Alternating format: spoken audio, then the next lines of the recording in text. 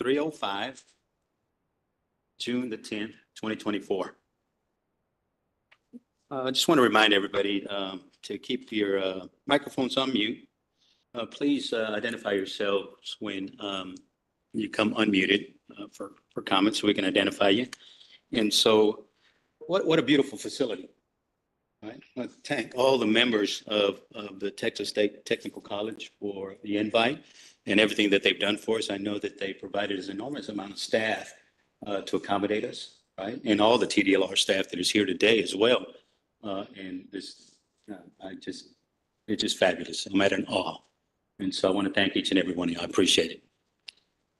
And with that said, we move on to B, item B. Anna, will you take the roll? Yes, sir. Jerry Bittner. Present. Lord Lujan.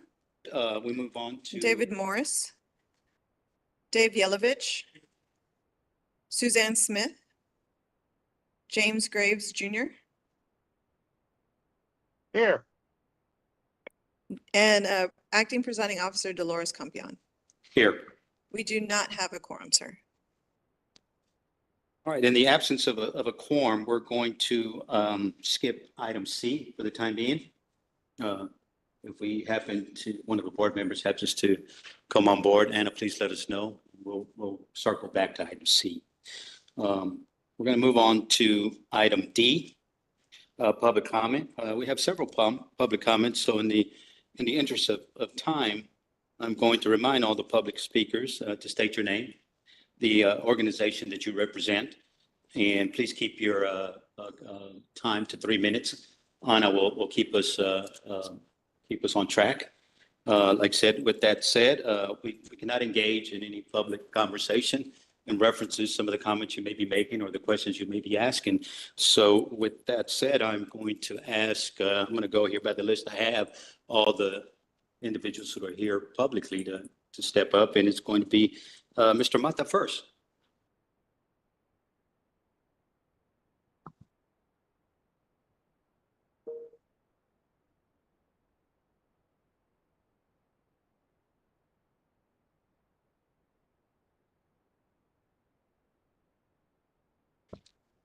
Thank you, Mr. Chairman, members of the board. My name is John Mata. I am here today representing the International Association of Plumbing and Mechanical Officials, commonly referred to as IAPMO. We were founded in 1926. IAPMO is dedicated to protecting public health and safety by promoting efficient plumbing and mechanical systems. I'm here today to share my support for agenda item F, which would adopt the 2021 edition of the Uniform Mechanical Code. The UMC, as it stated, is already adopted by some of the largest jurisdictions in Texas. Millions of Texans rely on it to ensure their heating, cooling, and fuel gas systems are safe and efficient. The 2021 edition of the UMC strikes an ideal balance between prescriptive requirements and performance standards. This balance not only upholds public safety, but also encourages innovation and efficiency in the industry.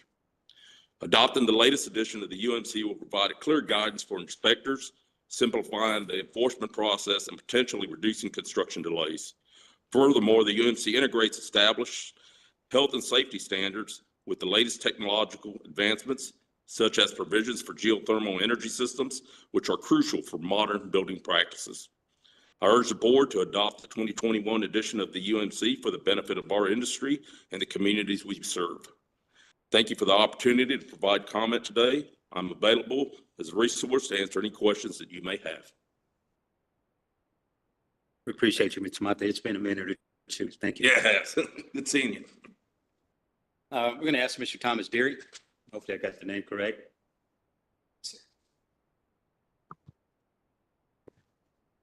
Thank you, Mr. Chairman, members of the board. My name is Thomas Deary. I'm the Director of Codes with the Air Conditioning, Heating, and Refrigeration Institute. It's great to be here today. I want to echo Mr. Mata's comments in my support for agenda item F. AHRI firmly supports updating model codes. I did submit some written comments that I would just want to take a moment to speak to, and that is for the 2021 edition of the UMC, as well as that of the IMC and the IRC. We have some very minor proposed amendments to that is primarily updating the reference tables. The 2021 editions of the model codes cite previous editions of ASHRAE 15 and ASHRAE 34 and UL 6335-2-40 and -2-89. Since then, the ASHRAE 15 and ASHRAE 34 have published a 2022 edition. UL 6335-2-40 has also published a 2022 edition, and UL 6335-2-89 has a 2021 edition. And each of those standards has been updated to have all of the current information regarding A2L refrigerants and systems using that refrigerant, all the proper mitigations. That is what all those products are inspected and tested to and installed to. So just to make sure that everybody's on the same page in terms of industry standards, we do recommend making that update. I also want to take a moment. I know that at some previous meetings, there have been some questions about A2L refrigerants. We have a web page, completely free, no membership login or anything like that, saferefrigeranttransition.org. And we have all of our A2L materials there, informational materials that some of which goes pretty deep into the research, but some of it very high level and just talks about all the necessary handling considerations and other important information for anyone using A2Ls, and hopefully any questions about the regulations and what led us to this point for the refrigerant transition. So I do encourage you all to check that out. We also have some webinars that we've done recently. Those are all available free of charge on there. So I hope you'll avail yourselves of that. And then I also just wanted to offer, if in the future it would be helpful for AHRI to come and do a formal presentation on A2L refrigerants here for this board, we would be honored to do that. So if that's something that you're interested in, I hope you'll follow up with me. We would be delighted to do it. So, but I want to thank you. A2L refrigerants are something that we feel very passionately about. We want to work with every jurisdiction to answer any questions and just to get the codes updated. And if you have any questions in the future, I hope you'll reach out. Thank you so much.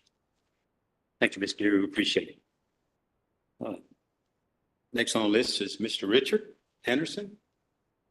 I know blast from the past there. Appreciate you being here today. Thank you, Mr. Chair. Members of the advisory board, TDLR staff, and TSCE staff also, thank you for allowing me to come here today and testify. My name is Rich Anderson. I work for the International Code Council as Director of PMG Technical Resources. I'm also a licensee holder with this ACR program with TDLR. I have an A refrigeration license with my combination endorsement, and I used to sit on the advisory board. So thank you guys for having me here today. And like Mr. Mata and Tom over here, ICC, of course, is in full support of moving forward with the 2021 codes. And we are thankful that the great state of Texas is moving forward with the latest and greatest technology. One thing that I do want to touch on for this board is the fact that the 2021 codes, regardless of who you're talking about, were really developed back in 2018. So what we're talking about today is adopting code provisions and technology that was submitted to both code bodies back in 2018. Unfortunately, it was not until 2021 that the EPA decided that they were going to issue a rule implementing legislation that mandates an 85% shutdown nationwide in HFC refrigerants. Now, a lot of us understand what I'm talking about when I'm talking about HFC, but basically, unfortunately, the science behind refrigerant is the more environmentally friendly it is, it's either more flammable or more toxic for us to breathe in. Therefore, we had no code provisions in either code, model code adopted by the state of Texas, to support the use of A2L refrigerants because they did not exist. Okay, we had to come up with a whole brand new refrigerant classification to support that. So the Code Council's work with industry partners, contractors, design professionals, inspectors, building officials, associations like AHRI, just to name a few, develop these code changes that were not in the code until the 2024 code. Now, yes, there is legislation in Texas that doesn't prohibit the use of a refrigerant that I believe is on the ASHRAE 34 list. Is that correct, Tom? Right? I didn't want to misquote there.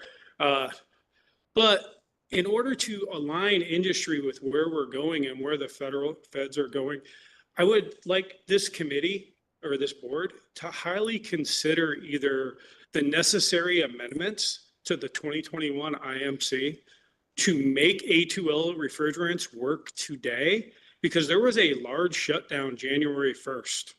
And manufacturers are already going to these A2L refrigerants, and we need building codes that are going to support those.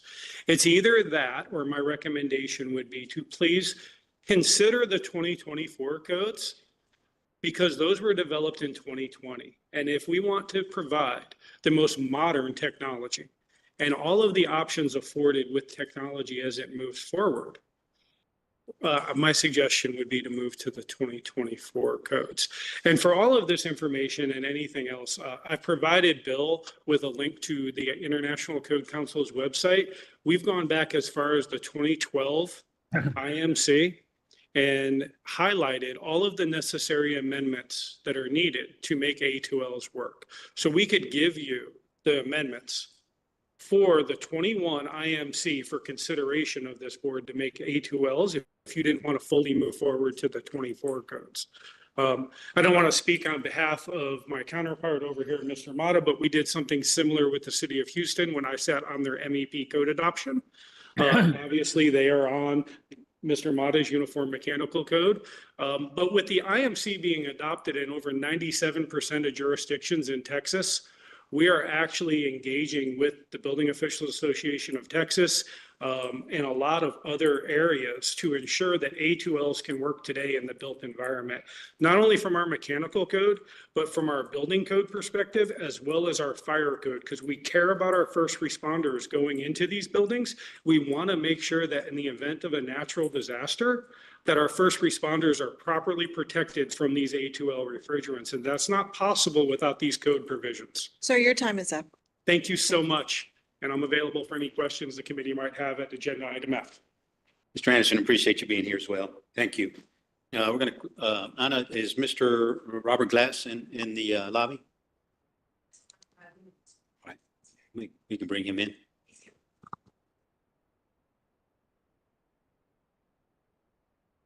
Yes, I'm here. Anytime Okay. you're ready, sir. Thank you. Yes, my name is Robert Glass, and I'm with Daikin Comfort Technologies. We're the global leader in HVAC equipment, and we have several footprints in Texas, employing over 11,000 employees. As noted by Mr. Deering and Mr. Anderson, there is a critical need to go ahead and update from the 2021 codes that the advisory board is looking to adopt at this time, because of the lack of coverage for the A2L equipment. A2L's SB 1210 was passed into state law in Texas in 2022 and was effective January 1, 2023. Early adopters of A2L equipment have been selling A2L equipment into the state of Texas on behalf of that state law. But that was just call it almost as a placeholder, that the codes need to be updated in order to properly provide the AHJ with the information to be able to properly check the installation against the manufacturer's instructions and against the codes that have been updated, as Mr. Deering had noted, for the -2-40 2022 edition, the -2-89 for the 2021 edition, and then ASHRAE 15 2022, which that has the updated codes that address the installation of products with A2L, addresses mitigation requirements should there be any type of a leak, and those standards need to be updated. I think as Mr. Anderson had noted, the 2021 only addresses the 2017 edition of the -2-40. And while Mr. Anderson did not mention the IRC is also critical to go ahead and update the -2-40 standard, as well as the ASHRAE 34 standard that lists the all of the refrigerants and particular information about those refrigerants. Mr. Deary had noted that there is documents that AHRI has for a simplistic update of the standards. And Mr. Anderson had noted the more detailed cross-reference that they have that would be dotting all the I's and T's to make the 2021 editions equivalent to the 2024 editions concerning the A2L refrigerants. So we strongly recommend the board go ahead and update the standard, amend the standard before it is passed to ensure that A2L refrigerants are properly addressed in the standards for the safety and ease of inspection of inspectors in the great state of Texas. So we would entertain any questions and look to offer support in any way that we can to help update the codes. Thank you very much for the time today. Mr. Glass, we appreciate your comments. Thank you so much for being here today as well. Mr. Mike Pennington?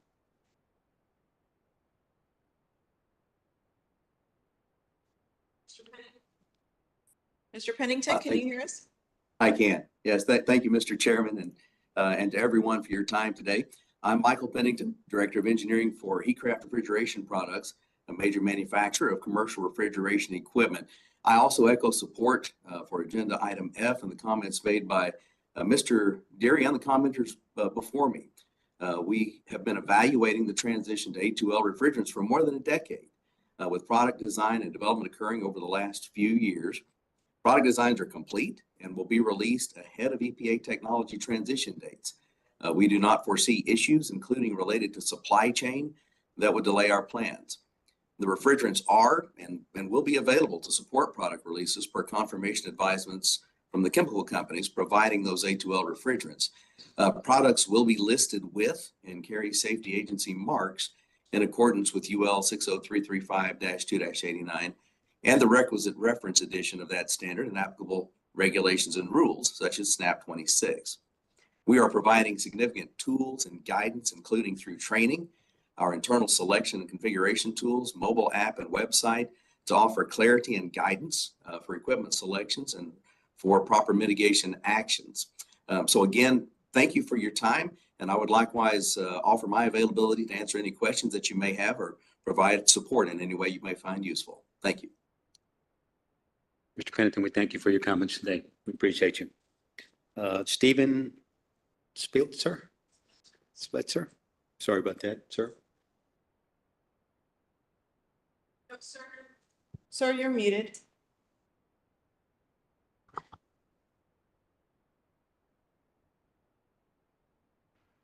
Can you hear me now? Yes, thank you. Thank you. I'm Steven Spletzer with the Chemours Company, and I want to thank you for the opportunity to speak to you today. I'd like to echo my support for agenda item F that Mr. Pennington, Mr. Glass, Mr. Anderson, and Mr. Deary spoke to. In addition to being the Global Technical Service Manager for the Chemours Company, leading manufacturer of next generation refrigerant solutions, I'm also the Vice Chair of the ASHRAE 15 and ASHRAE 15.2 standards committees. What I want to talk to you about is the move to A2L refrigerants. When the industry decided to look for low GWP alternatives to the HFCs we use today, what they quickly realized was that for many applications, there are no credible non-flammable alternatives. So A2Ls were really designed with two things in mind. First, they were designed to help mimic the performance of the HFCs to minimize changes to equipment design and usage to make for an easier transition. But they were also designed to minimize the risk associated with flammability. A2Ls are much, much harder to form flammable concentrations from a leak than other flammable gases, and they're much, much harder to ignite. And then in many cases, when they do ignite, they have difficulty sustaining a flame, especially if you remove the ignition source. and they tend to produce lower severity ignition events in most cases. So they really do help to minimize the risk associated with flammability. And they're currently used in hundreds of millions of systems globally, including millions of systems here in the US, such as car air conditioning, mini splits, and window units, to name a few. But now they're also moving to a broader range of larger charge size applications, including residential and light commercial air conditioning, commercial refrigeration, chillers, and even some light industrial applications. As a participant of the ASHRAE 15 and ASHRAE 15.2 committees, I've been directly involved with many of the updates to these standards, which ASHRAE 15, for example, includes requirements that enable the use of A2Ls in both high and low probability systems, with many of the updates based on the latest research, testing, and the experience of experts in our industry. ASHRAE 15.2, which is specifically designed around residential air conditioning, was also specifically designed with the code official in mind to really make it an easy to understand code intended standard. Both of these standards are currently on the 2022 editions, and it's critical that the 2022 editions get into the code because these bring the updates that are really necessary to ensure the safe and proper use of these products. So I would humbly ask that you consider the updates that have been mentioned either to the 2021 editions of the codes or moving to the 2024 editions of the codes. And I'd be happy to answer any questions you might have. Thank you. Sir, we thank you for your comments today. Appreciate you. Next is Mr. Ron Schuhart.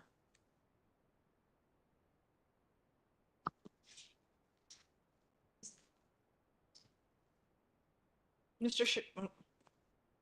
Schickhardt, can you hear me okay?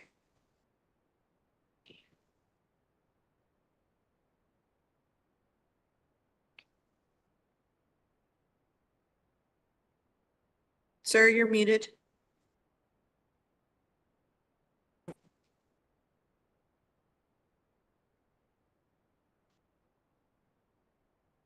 Sir, we still can't hear you. Mr. Campion, we can come back to him once he gets his audio working. Okay, we'll circle back. I hope he can hear us. What we'll do is let's go through the staff reports and then Mr. Schuhart, if you're patient with us, once you get your audio fixed, we'll circle back to you if that's okay. We'll have staff call him and let him Okay.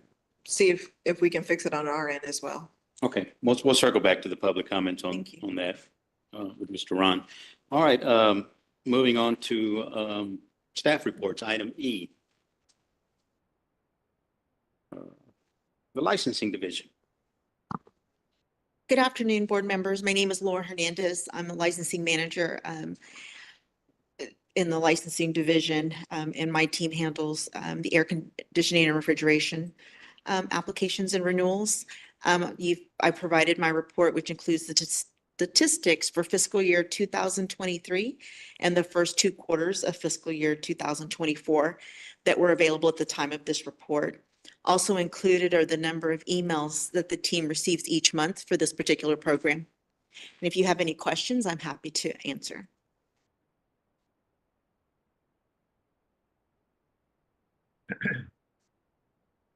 Any discussion with the board members at this time on the report?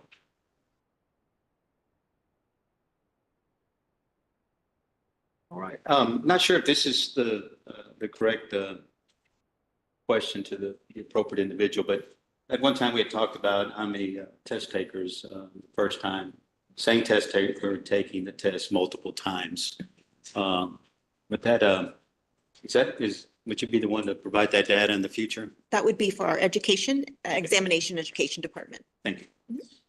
That's just a real quick question. I just thought it would be bigger. Emails are like calls, which is thousands. Mm-hmm. Is TDLR with the targets of an email to, or people just find it easier to call? So we have a contact portal on our webpage where customers, applicants, licensees can go in and they send an email. It kind of sends an email directly to the team.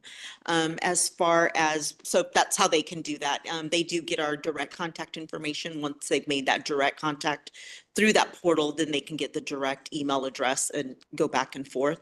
I'm not really sure why the calls differentiate so much from the emails. Time-wise, efficiencies by the staff, is it more efficient if now that you work through this reply or phone calls that could take back and forth? Just wondering, if you had your, what would be easier, email or Well, definitely emails are probably customer can provide the information and get directly in contact with the licensing staff. We don't work with a lot of phone calls for the air conditioning program. That would be through our customer service. So Patricia may be able to provide some better information on what kind of calls they're receiving, and maybe why those are more calls to us than the emails. Maybe that's pre-application, and then the applicants will contact us after that. That might be why the emails are, but Patricia may be able to provide some more information on that. Any other comments from any of the board members? This is Jerry Bittner. I'm having a lot of trouble hearing the comments that are being made there at the table. I don't know if it's a microphone placement issue, because I can hear you very clearly and we can hear Anna very clearly. might have been a push button problem here. Jerry, can you hear me now? Yes, that's much better. There we go. Sorry about that. Mr. Fernand, thank you for the report. We appreciate you. E2, Customer Service Division. Ms. Patricia Martinez. Hi, good afternoon, advisory board members. I'm a manager of customer service. I'm sharing our statistics for today.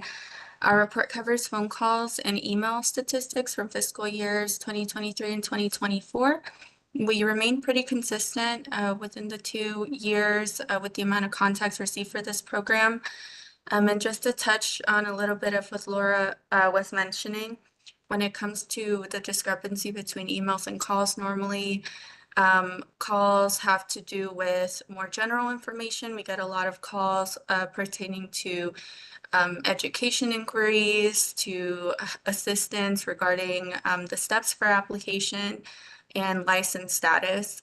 When it comes to emails, normally if a customer is submitting any form of attachments, that does get routed automatically to the specified team in licensing to be able to assist with that request. Otherwise, we do respond to any general inquiry or anything within our scope. That pretty much sums up our stats, but please let me know if anybody has any additional questions. Board members, any questions for Ms. Patricia? I actually do have one. I've actually utilized the service and it was wonderful, by the way. Everything that happened was actually my fault 100%. So I submitted the application and the data online, right? And then I get an email response that says XYZ. Are you seeing that after you send the email, you get a phone call? Because the email that I received says you'll be contacted within 6 to 8 weeks. And so sometimes they may be a little bit of some anxiety. So they immediately push the button to make the phone call.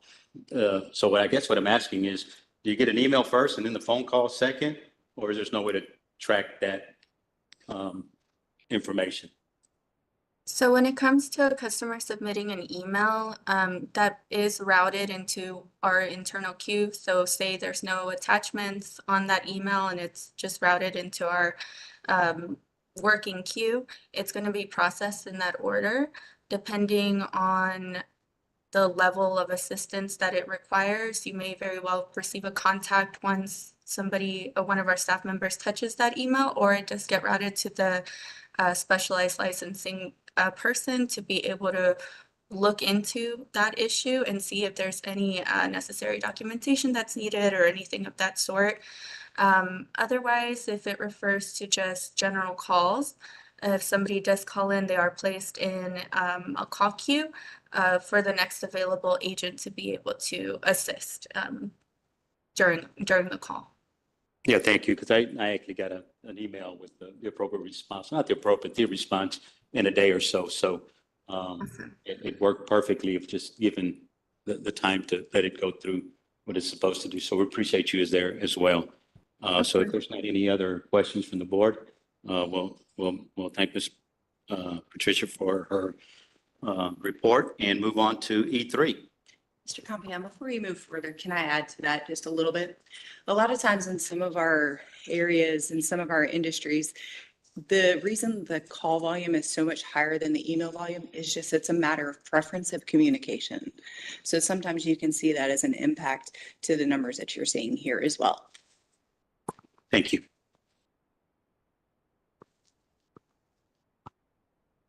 We'll move on to item E3. Ms. Cynthia. Good afternoon, presiding officer and advisory board members. I am a prosecuting attorney in the Enforcement Division here at TDLR, and I will cover some of the highlights from the Enforcement Division's report. So if you look at page 1, at the very top, you'll have our performance measures, which are reported to the legislature. And the performance measures are stable between the 2 fiscal years with very similar numbers. For example, in 2024, we had about 546 ACR complaints, and in 2023, for the same set of months, 526 complaints were opened. If you look down at the criminal history review, it shows a low percentage of licenses denied or revoked based on a past criminal history. It is under 1% for both fiscal years. And I do prefer the pie chart that starts on the top of the second page, page 2 of our report, for looking at sources of complaints. And the largest source of complaints for air conditioning are consumers. So the caseload is a little higher in 2024 than 2023. And the citizens of Texas really control our caseloads. And there are many factors that impact how many complaints are filed and cases open for air conditioning and refrigeration, whether it's weather fluctuations or other hard to determine factors. You know, it really is very hard to research and know exactly what went into maybe there's a bump here and not here. And moving down to the consumer and the penalties and consumer remedies, again, I do like to point out the restitution because we do like to make a consumer whole when violations are found. It ties in with our section on the next page about cases closed with disciplinary action. We want compliance. We want to make consumers whole if violations are found. We want things fixed and made right and have a chance to educate our licensees. And there are often times when an unlicensed licensee has obtained their license. So again, they've done the right thing. They've come in compliance. So we choose not to issue a penalty notice. And also informally resolved is what we would use when we can negotiate fixing the problem. Or refunds and restitution. Again, sometimes restitution is the best option for resolving a case.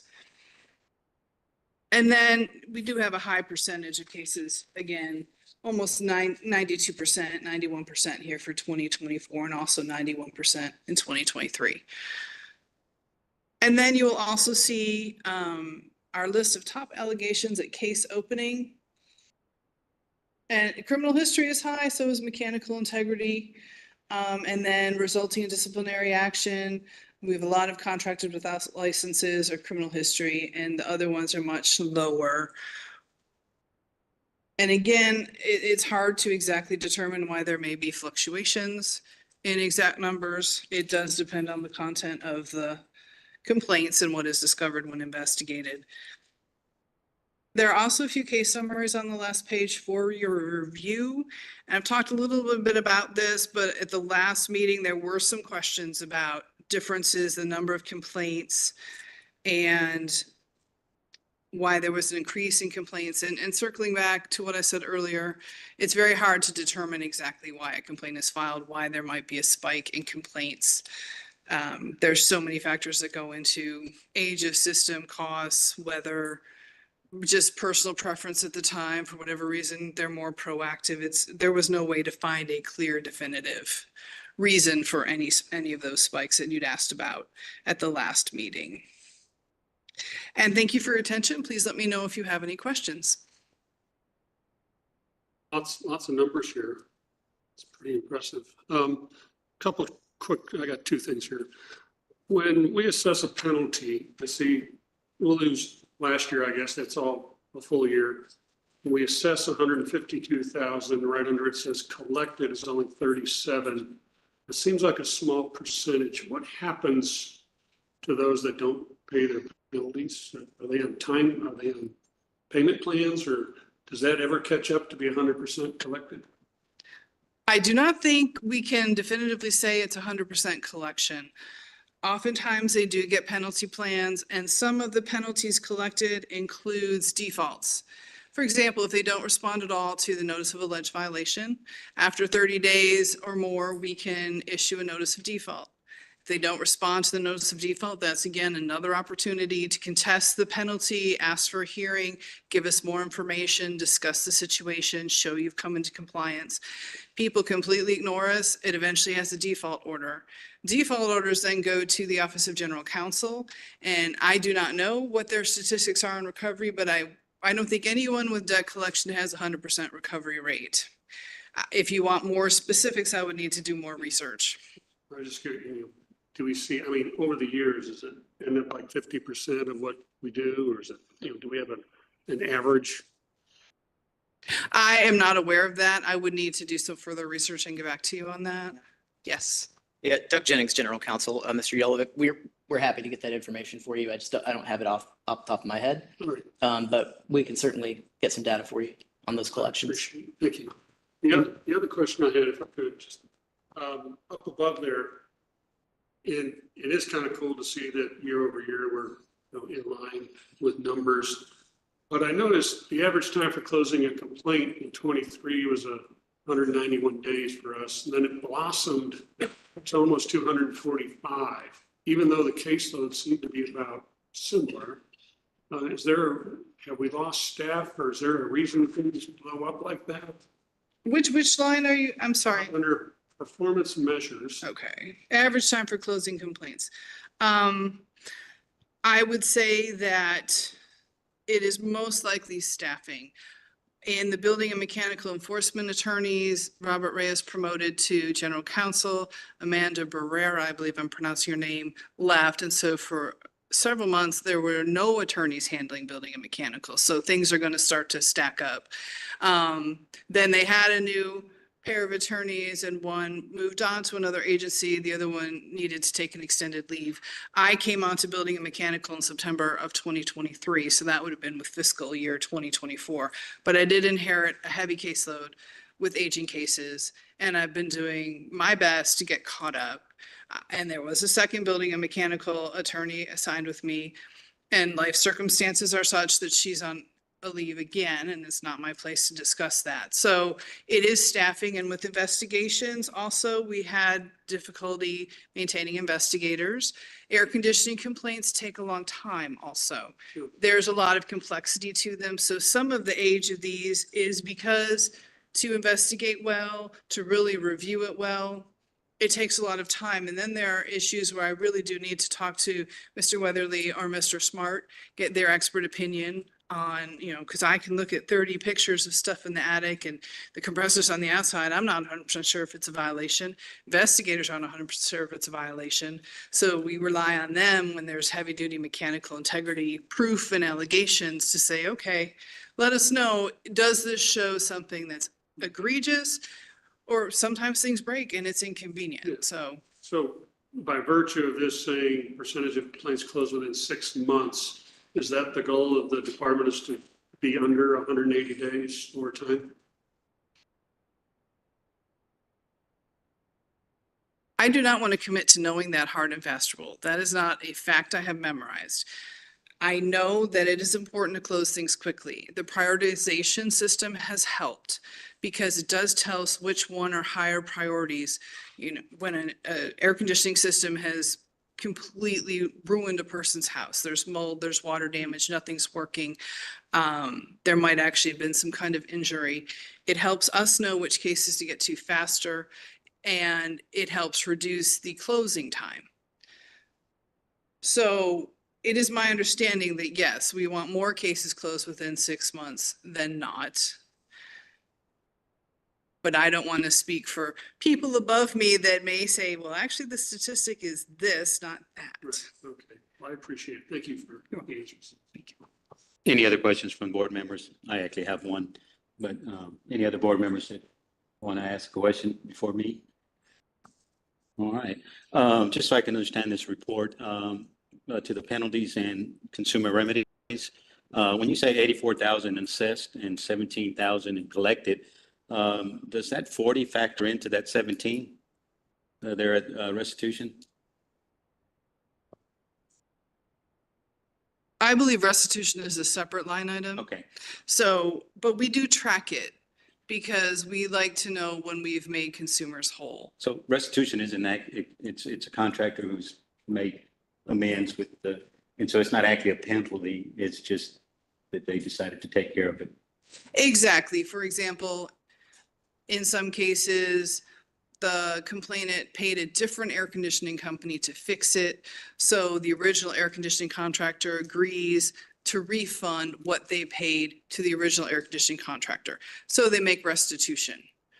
Or they come and fix it for free, but we know the dollar amount it would have cost to fix it. So those are often refunds where you negotiate fixing it or giving a refund to the complainant so that they can use that money to get some reimbursement for having hired someone else to fix it. As you can see, it's not a huge amount compared to other programs here at TDLR. It's just one avenue we do when we talk to the different sides. We try to negotiate, helping the complainant, educating the respondent. Because sometimes it's a new person or it's a misunderstanding. And it's just a matter of, let's talk, let's get the system working for you. Thank you. You're welcome. We appreciate it, Ms. Cynthia. If there's not any other questions, let's move on to number 4. And the reason why I'm just calling the first names is because I don't want to butcher up the last name. So with that said, Mr. John, education and examination. Good afternoon, presiding officer and board members. My name is John Schuldwachter, and I'm with the Education and Examination Division. And today I will share our stats with you. There you go. Thank you. You read my mind. Okay, our very first slide here, we have the statistics for the pass rates over the current fiscal year and the last fiscal year. You can just do a quick rundown with your eyeballs and see that the numbers have stayed fairly consistent between the 2 fiscal years. And you can see those there, and we'll move on to the next slide.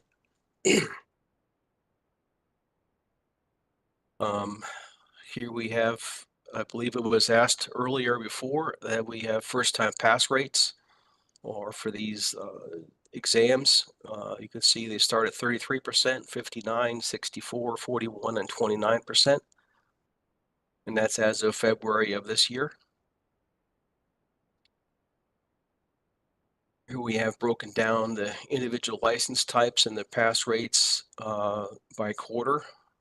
You can see a comparison on the left and the right. On the left, the 2024, on the right, I'm sorry, left is 2024 and the right is fiscal year 2023. And again, if you kind of scroll down visually, you'll see the general consistency with all pass rates. You might see a little bit of a blip here and there that mainly has to do with just the sheer number of test takers, which can, if there's a low number, it can skew off some of those pass rates versus some of the higher numbers, more statistically accurate.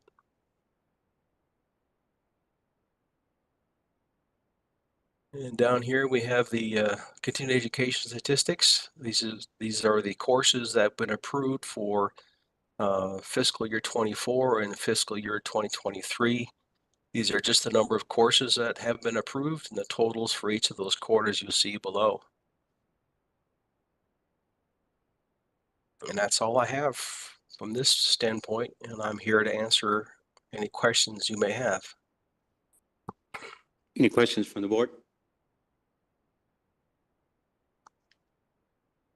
All right, none at this time. We'll move on to item E5. Mr. Weatherly, I can say that one.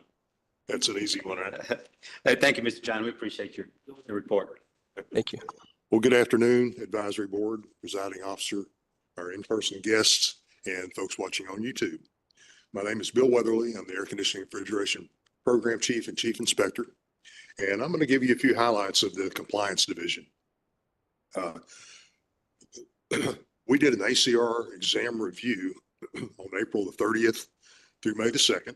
And our main focus was to align the air conditioning refrigeration exam question pool from the currently adopted 2018 mechanical code to the 2021 version of the ICC and IAPMO mechanical codes. The review was held at the MC Suites Hotel in downtown Austin, attended by PSI, who's our exam contractor, to compliance, which is myself, Bill Weatherly, and Troy Smart, and 6 of our air conditioning industry subject matter experts. We also developed new exam questions where they were needed, where the pool was low. And after this exam, the air conditioning exam candidate information bulletin now has a note on the cover notifying all the examinees that we will reference the 2021 mechanical codes starting on 9/1/24, so September 1st, 24. ACR case reviews, inspections, and hearings. To date, for fiscal year 2024, ACR Compliance has completed 22 formal mechanical integrity case reviews that have been submitted back to enforcement. And the way that happens is if there's a mechanical integrity and code compliance, then it comes to us, comes to Troy and I, and then we do an inspection. Sometimes those inspections are in person on site, and sometimes we can do them if there's good pictures and we can talk with the compliant, work with the investigators. We can do this, we can turn them around that way. For the coming months of June, July, and August, enforcement prosecution has scheduled 8 administrative hearings requiring our expert testimony, and we'll be participating in that. And that is cleaning up some old things that need to happen. Chief Weatherly, myself, has continued providing the in-depth assistance to the new ACR licensing team, qualifying applicants to set for the ACR contractors and certified technicians exam. They needed a little help, and I was glad to do that. And so we know that this gets taken care of properly, and they have the experience to take the exam. Something that new that has come along here that we're glad to participate in. We were invited to participate in the Public Utility Commission 2024 Heat Pump Technology Working Group. We attended our first meeting on Tuesday, May 21st, and are hoping to be of both technical assistance and to also add positive content from a regulatory perspective. And that's a perspective they did not have before. The PUC, Heat Pump Technology Working Group, aims to identify the differences in energy savings between air-cooled single-speed and dual-speed heat pumps compared to air-cooled variable-speed heat pumps in Texas. And a little side note on heat pumps, up until a couple of years ago, the heat pumps were not very efficient during freezing conditions. And because of the transition, away from fossil fuels, the industry, the government has put a real focus on making those more efficient and being able to actually work well in freezing conditions. And so what they're doing, the working group will convene interested parties to discuss the opportunities to make technical adjustments to the existing Texas Technical Reference Manual. Okay, to account for variations, collect current data, and define research needed to determine the long-term savings calculation approach. The participants in this group are manufacturers, installers, utilities, researchers, regulatory agencies, which is us. And to give you an example, Centerpoint Energy from the Houston area. And a lot of the energy companies will give rebates. They develop a rebate program for buying and upgrading efficient systems. And this is going to tie into that, and they're very interested to know, the difference in and what is the magnitude of difference in the savings with a variable speed heat pump and a single speed or dual. So it's been a very, very interesting group. Myself and Deputy Smart are scheduled to attend the upcoming Texas Air Conditioning Contractors Association Annual Conference, November the 6th through 8th, 2024. The conference is being held at the Texas A&M Hotel and Conference Center in College Station, which I understand is quite the facility there. I will also, again, be a guest speaker giving a synopsis of the current AC law and rules and summary of legislative updates. And that is all that I have for now, but I am available for any questions. Any questions from the board? If not, I appreciate you, Mr. Weatherly. We appreciate you. Is there a possibility we can get Mr. Stephen Spilzer in before we go to the executive?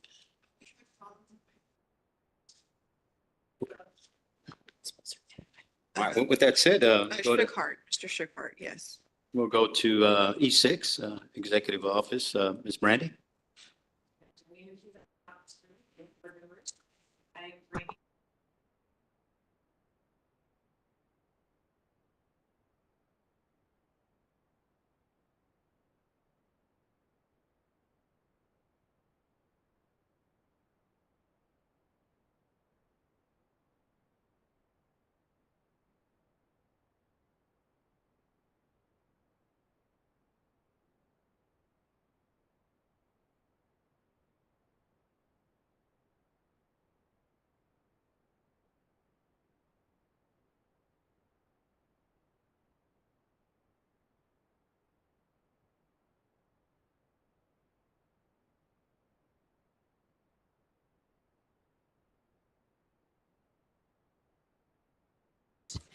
And the last time y'all met, this was just kicking off. The process was just beginning.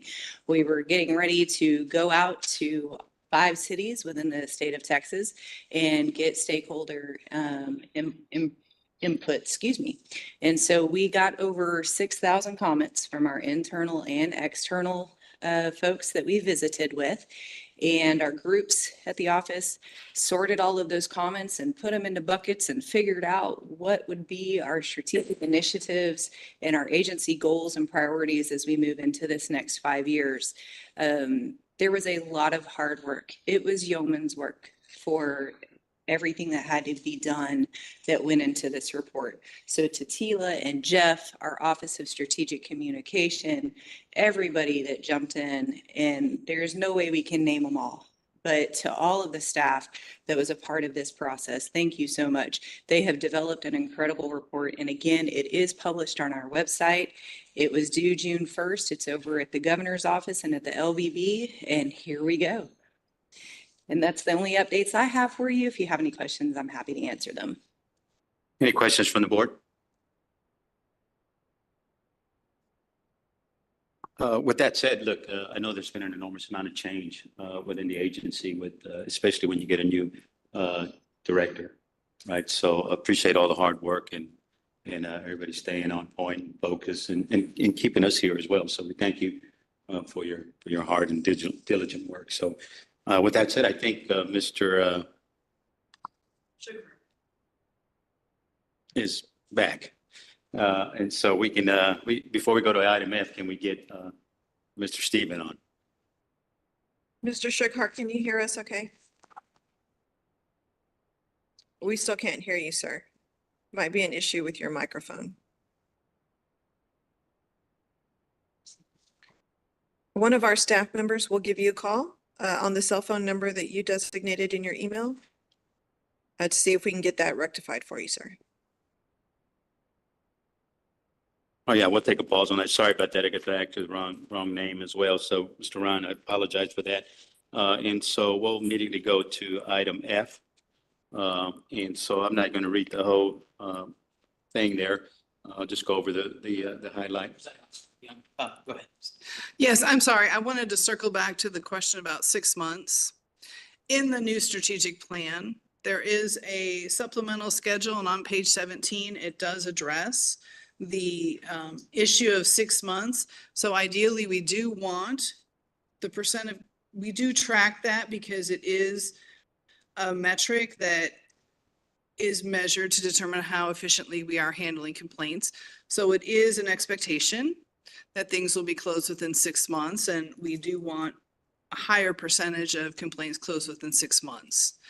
But I do think there are many factors that go into why it's delayed between staffing issues and the complexity of the cases. But it is an outcome measure that is listed as, because I said earlier, I was not 100% sure how hard and fast that measure was, and it is an outcome measure that is important to our statistics and our goals here at TDLR. Well, we appreciate that feedback, and also, being in prior roles, being a metric-driven organization versus a quality, there is a balancing act there as well. So we appreciate your diligence. Item F. Discuss and possible recommendations on the proposal of amendments to the existing rule at 16 Texas Administrative Code, Chapter 75, and I'll turn it over at that point to Mr. Jennings. Thank you, Mr. Compion. Doug Jennings, General Counsel for TDLR. What we are discussing for agenda item F is the rule that will update the versions of the International Residential Code, International Mechanical Code, International Fuel Gas Code, and Uniform Mechanical Code from the 2018 versions to the 2021 versions. We've heard several comments today. And I think we're in a position where we don't have a quorum, so we certainly cannot vote on this item.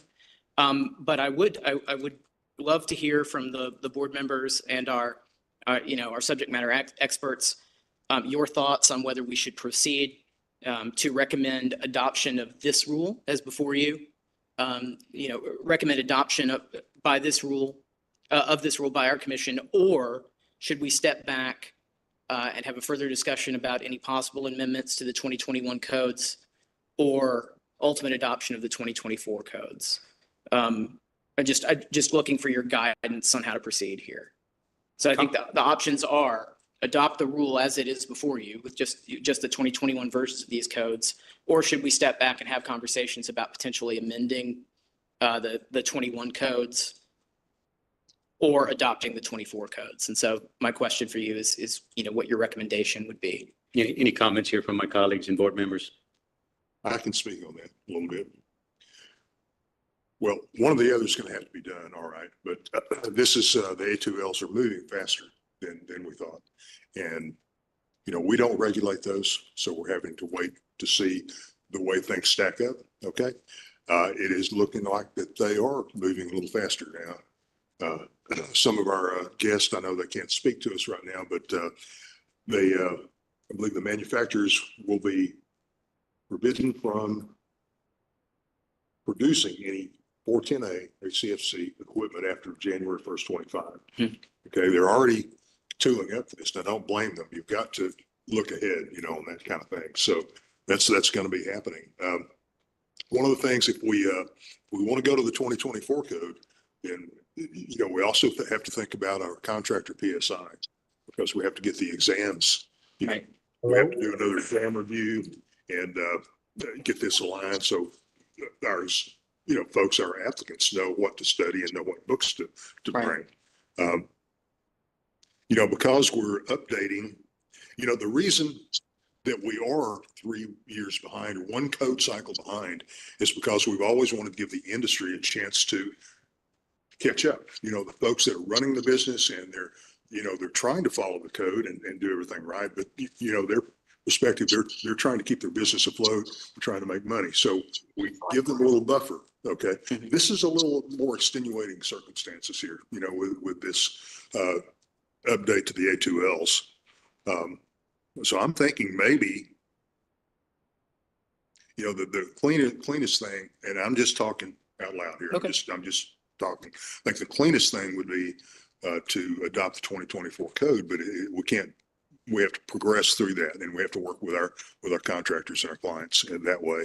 And if we were to adopt amendments, then that would be kind of surgical, And that would be an option too. So I think we just need to look over both of those things and balance everything. There's some things I'm missing here too. So it's a big deal, you know. Okay. So Thank you, Bill. Thank you, Bill. And so what I'm hearing from Mr. Weatherly, and please let me know if you disagree, is that perhaps what we want to do is just at least temporarily pause and maybe not have this rule adopted immediately, but let's reconvene and get with our staff and our program experts to determine the best course of action, and then bring some recommendations back to the board. Would be our thinking. I would highly suggest not just jumping right to the 24 code, one that would set a bad precedent.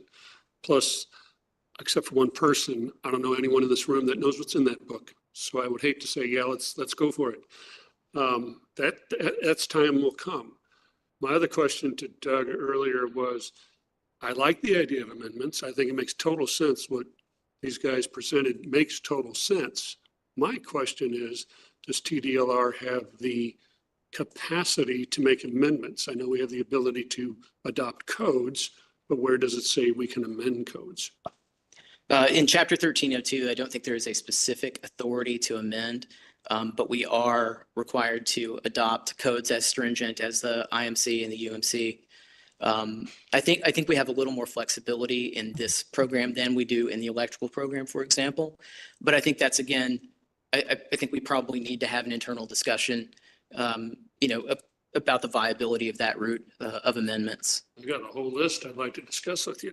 No,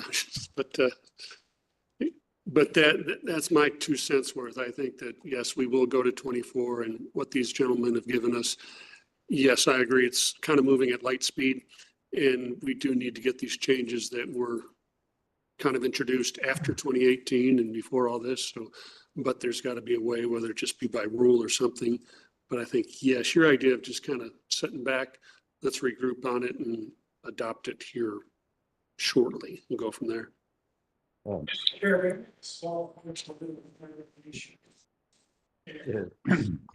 Bittner. I have a couple of things to interject here. It seems to me, unless I'm wrong, where the rubber meets the road is with the authorities having jurisdiction. And unless and until they adopt either amendments to the codes or the 2024 code, I think whatever TDLR does has no significant value, because TDLR doesn't issue permits, TDLR doesn't do inspections, TDLR doesn't review for code compliance on these large installations of equipment that's going on. We could consider adopting, doing this in an incremental stepwise manner, going ahead, adopting the 2021 codes as the first step, and perhaps engaging with authorities, significant authorities having jurisdiction around the state to see what their thoughts are, where they're headed with this.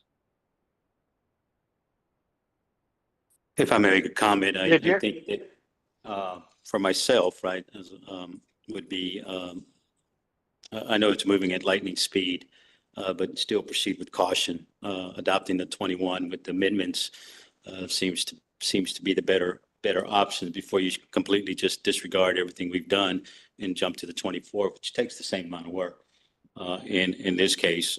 So wouldn't be opposed to what Mr. Bittner said is let's take the 21, take the amendments into consideration and get them if that's the need. And then we'll look at 24 at a later date. Oh, okay, thank you. And one of the things I wanted to mention is that, if we're going to make substantial changes to the rule, it's going to affect our timeline for implementation, right? I think right now, of course, we cannot have a formal vote on this rule since we don't have a quorum. But we were on track to take this to our commission for adoption at their July 23rd meeting. And if we're going to step back and make changes, try to adopt some amendments to the 21 codes, we're not going to be able to make our September 1st deadline. because we will have to go back and do fiscal impact, to some extent to find out if these amendments would impose any additional costs on licensees, that type of thing. We just want to make sure that we're being fully transparent, if that's the case. Excuse me, if we adopted this, well, we can't vote on it, but soon, before that meeting, and saying all along that we're adopting the 21 as is, but knowing that it needs to be worked on, that can be done at a further date before the implementation. Yes, we can. We can always have the, ask our commission to adopt the rule as published, as you've seen, and then engage in some further discussion and rulemaking for the amendments. We can certainly do that. I just want to present you your options. Yeah, that's what I meant. I should have clarified that. That's actually what I meant, Okay. Step one. This is Bill Weatherly. And go from there. I'd like to say something. Mr. Bittner had some good points. There's some HJs out there now that adopt the codes as they come out. So we're going to have some cities, metropolitan areas that are already on the 2024 code. Okay, so I think what we should do is more of a clarification, and it's going to help our folks taking the exam, and it's just a more of a clarification thing. It's going to be a little unwieldy. I've got to tell you, it is, because there are going to be some municipalities that are already on the 2024, or they're going to go right away. And so with the manufacturers pushing the equipment out sooner, I think, and I'm just talking out loud again, I think that surgical application of if we can amend the 2021 would be the best. Now when I do an inspection, because we are a home rule state, I have to look at, and we always look at what the municipality has adopted, and we go by that. If they've adopted the 29 code, we have to look at that too, unless it's a safety issue. All right, so this gets a little complicated. Okay, so before this meeting, I took the opportunity and I looked at all the major cities in the state of Texas are still working on the 2021 code. I didn't see anybody that had adopted the 2024 code. Yeah, Houston just adopted the 2021 in January. Right. And, they do their own amendments, and, I think we really need to leave this up to the individual municipalities. Yes. I've been emailing back and forth with John Mata. Really, the manufacturers who are producing this equipment with the new refrigerants, they're the ones that are going to need to provide the rules on how to handle this stuff, and not a code issue. It really needs to fall under somebody other than code agencies. That's my opinion. Yeah, I think Mr. Graves is right, because we have a classic tail wagging the dog condition, in that the only people who are really in the know on what's going on with these refrigerants and how they work are the manufacturers, and they're operating under the direction from the EPA. And in this instance, we're the tail, because they dictate what it is, when it comes out, how it's handled, and it varies manufacturer by manufacturer. I happen to notice that there's already product for sale with R32 in it. If you go to Sam's Warehouse, they're selling window units with R32. They're selling at Home Depot, they're selling equipment with R32 in it, some of the smaller stuff. And I think it's just a matter of time before the larger stuff hits the market. And it's going to hit the market with or without the Kodak wheels. I think we need to put ourselves in the position of a residential service and installation contractor out there. They don't know what to do right now. Right. I've had several calls from manufacturers. What's my training going to be like? What are the rules going to be? What's the safety issues? Also, multifamily. There's some, I know we have some folks here that can probably answer this at some other time, but I've heard that if you have a multifamily installation, 3 stories or more, and you've got split systems. Every package where you're pulling your refrigerant lines up, because it's a split system, you've got refrigerant lines going up. Every one has to be in a separate chase, not a combined chase, but a separate chase. There's a lot of things that we just don't know right now. And so, you know, we're going to have the industry coming to us and asking us questions because we are TDLR, right? And so, the pause is good. That's about all I can say until we can regroup. Doug Jennings, General Counsel. Mr. Campion, I believe Mr. Anderson has requested to speak. Mr. Anderson, if you know, if your comment is germane to the 2021 codes discussion, it's up to Mr. Campion whether to hear additional comment. Yes, if the question is, do we allow them to speak? Yes. It was a small, sorry. I just had a small clarification on something that Bill mentioned. Manufacturers are already tasked with a 40% cut down in manufacturing of HFCs January 1st of this year. You mentioned 2025, but failed to mention the 2024 January date, and I just wanted all the information out there. Thank you. Thank you, sir.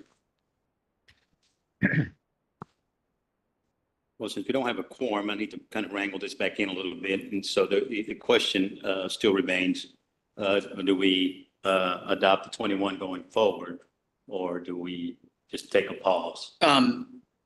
We once again, we can't vote on it, but I'd love to hear from the members about what their preference would be, because that's going to really help us make it that determination. And just again, to be clear, if we put a pause on this rulemaking, we are not, you know, to adopt the 21 codes, we are not going to be able to meet our September deadline. If we go ahead and adopt the 21 codes unamended, if we go ahead and take that to our commission, we're going to meet our deadline. September 1 is going to be the 2021 codes. I think at that point, it sounds to me like now we can start talking about whether a refinement is necessary for some follow-up rulemaking to amend those codes. Yes. I think that's the way we should go, is adopt and go with their municipalities. I'll tell you, I mean, there's always those cities that are ahead. You know, they're going to jump on the 24, but yes, they'll be behind. And it's always been that way. Like you said, Houston just jumped on it in January. There's still some cities on the 2018. That's just the way life is in this state. And oh, by the way, out in the county, they rely on us to set the state standard. They're not looking to a city and saying, hey, what are you doing? So we do have a role to play. And I think we need to just adopt the 21 and go forward from there and work on them. Dolores Campion, I concur. Adopting the 21. Jerry Bittner, I concur. Mr. Graves had to leave early. Okay, thank you. He had another meeting, so. Thank you. Mr. Graves, though, was of the same opinion.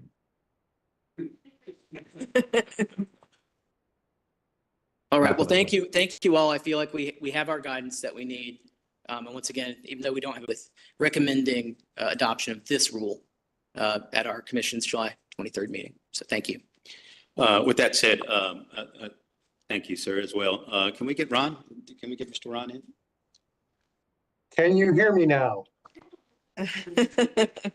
We can. Thank you. Okay.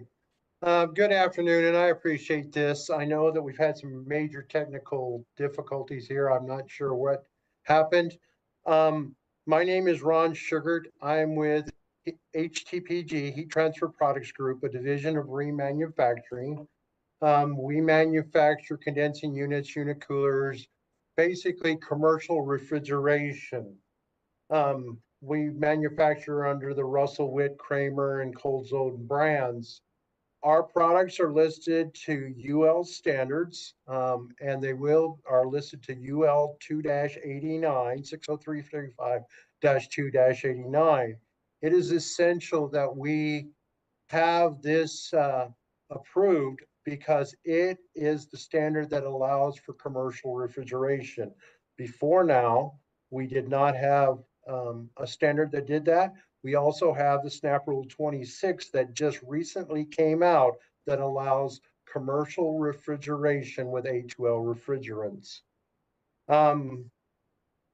I would just like to echo some of the things that was said earlier, that the new, the 60335, UL 60335-2-89 standard allows for A2L refrigerants. It provides safety. It provides components such as sensors.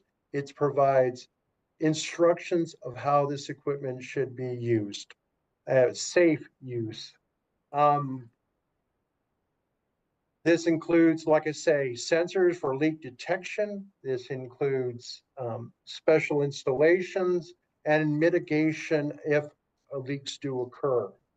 As I said earlier, we now have the EPA SNAP Rule 26. This allows for refrigerants, A2L refrigerants in commercial refrigeration, which were not allowed up to this point. And I'm trying to cut this close because I know you guys are ready to leave. And I strongly suggest that you allow for these refrigerants to be used, i.e. allow for the UL 60335-2-89 to be approved, which is right now in its second edition, which was published in October of 2021. Again, also, this would relate to air conditioning, the 2-40 standard, but without it, refrigeration is not available in the state of Texas. We need to have these EPA and this UL standard approved. Thank you for your time. I do appreciate coming back to me after the technical difficulties. And I understand that this is a major push for us all, and it's moving at light speed. And as a manufacturer, we understand that completely, and we hope to work with the state of Texas and all the rest of the municipalities throughout the country to help make this transition. Thank you.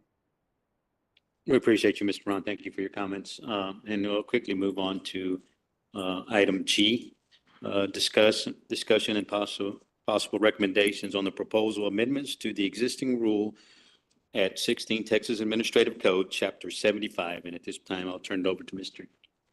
Jennings. Thank you, Mr. Compion. Doug Jennings, General Counsel for TDLR. As you will recall, at your last meeting, we had presented rules to you that would implement House Bill 1859. Again, that is the bill that charges TDLR with and our commission for adopting the essential skills and knowledge for education programs leading to licensure as a certified technician. And so the rule package we provided with you at your last meeting, we've made some small changes to it, really just conforming changes. We identified an error in the name of one of the TEA practicum courses. So we included that it's not just the practicum in construction technology, it's also the extended practicum. And we also included a provision before publication, but after our last meeting, where we ensured that a student could not get course credit for an entire course simply by taking an examination, by testing out. And so the student, for any of the programs that we have recognized by these rules, will have to actually take the course. So there's no shortcut there. We published the proposed rules. I believe it was a unanimous recommendation, or there may have been one nay vote. I'm sorry. At your last meeting, we published the rules May the 3rd. The comment period closed on June the 3rd. We received only 2 comments during that time. Both were in favor. One was an individual in an individual capacity supporting the new rules, and the other comment was from the Texas chapter of the Associated Builders and Contractors, and their comments reflected that this new pathway to licensure will increase the supply of workers in our state. Happy to answer any questions you might have about the rules, but what we would like to ask you for today, since we can't do a formal rule, is again some indication of the sense of your sense of these rules, whether they should be submitted to our commission for adoption. Just wanted to take your temperature on them and answer any questions if we could. We are proposing to take these for adoption at our July 23rd commission meeting. Any comments from any board members? No, I'm all for it. I think it's a great idea. However, reading some of the things that we got in our package, I would just, if there's a way, some people seem to think we're creating a new license and that these people aren't old enough for a license, but we're talking about a certification, which is different. And I think there's some confusion. I don't know how we can clear that up. But other than that, that's the only comment I had about the topic. Okay, thank you, Mr. Yelovich. And I think a couple of different issues. So the legislation, House Bill 1859, reduced the minimum age of a registered technician from 18 to 16. So that is, a registration, a change in the age for that. A certified technician still must be at least 18. And I think one of the things that we're going to need to do, TDLR will need to do in implementing this, is just make sure that we answer those questions for our stakeholders and our licensees to help them better understand the changes to the law and the expectations. Dolores Compion here. I'm all forward for moving forward as expedient as we can. Mr. Jerry Bittner, I'm all in favor of moving this forward as we discussed previously. Thank you. Thank you. And I know that we can't take a vote on it, so we'll move on to item H. Any recommendations for the next agenda items for the next board meeting? Doug Jennings, General Counsel. It does seem to me like we are going to have a discussion about A2L and any potential changes, amendments to existing codes. Sounds to me like the consensus, at least among the three board members present today and our program specialists, is that we may be investigating some potential amendments to the 2021 codes. And so I would just slate that as an item for discussion at our next meeting. We've been walking around the campus here at TSTC. I'm kind of impressed by what we see here, is all the programs that they offer. And it's an exciting time to be in the trades and the industry that all of us support here. Talking at lunch, maybe an item for discussion next time is, we're so accustomed to our industry, but it's all changing at light speed, not just the codes. The technology, the stuff we see, the machines up in the attic, indoor air quality issues, all sorts of stuff are just from 10 years ago, stuff that we never thought we'd even be talking about. And I was wondering if there'd be a discussion about, what do we do as a advisory board about this new stuff, about the new technologies? Are we preparing people for what's really going on out there, or are we still stuck in the 10 to 15 years ago mode? And so I'd like to talk about that just as an open discussion. Okay. To add to that, this is Dolores Compion, was that, how do we get with Mr. Picard and his group and go, how do we advance our continuing education to incorporate some of the IT stuff that is coming our way that may or may not be covered, or maybe make an introduction in the continuing education, because we can't force contracts to do what they probably should do, but maybe in our continuing ed we can implement something to broaden their horizons when it comes to technology and incorporating it in our continuing ed. I think that was kind of interesting. Mr. Bender, you were going to mention something? Yes, I was just curious if this might be a good topic for us next meeting. Is it possible for someone like Mr. Weatherly in his position to interact with a lot of these, with the majority of these larger authorities having jurisdiction around the state, and see what their pulse is, see where they're at, see how they are viewing this shift to A2L refrigerants, what their thoughts are with respect to the shift to the 2021 code from their current codes, whether they're considering leaping over the 2021 code into the 2024 code.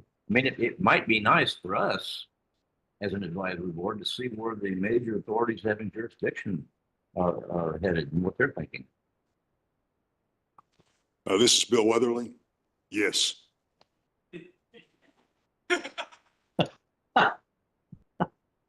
Yeah, spot on. And so we have a few items here for our discussion for the next board meeting. So if there's no other comments on item I, let's move on to item J. And my humble apologies to all the members for the length of this particular meeting. So We can't even vote if we get to. was it no? Can't even vote on that. Well, So just don't object, please, and I think we'll be safe. with that said, I'll adjourn the meeting. Thank you.